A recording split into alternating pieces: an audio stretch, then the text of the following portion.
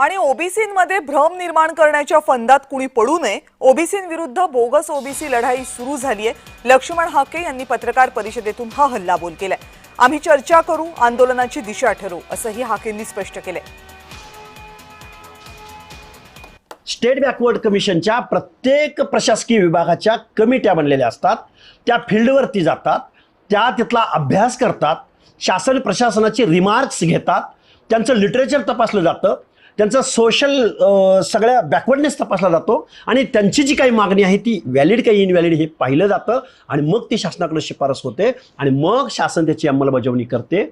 जसं महाराष्ट्रातले काही गोष्टी इरेग्युलर असतील तर त्याला state backward commission of Maharashtra असतं आणि जर केंद्रातल्या काही इरेग्युलर गोष्टी असतील तर त्याच्यासाठी राष्ट्रीय मागासवर्ग आयोग व्हॅलिड करतो। त्यामुळे नव्यानं यामध्ये काहीही नाही।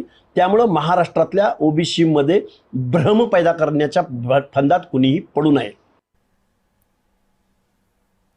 बैठकीमध्ये आपल्या आंदोलनाची पुढची रूपरेषा काय असेल, पंचायत राजमध्ये आपलं नक्की काय होणार आहे, कुणबी सर्टिफिकेटचा सुळसुळाट गावोगावी झालेला आहे।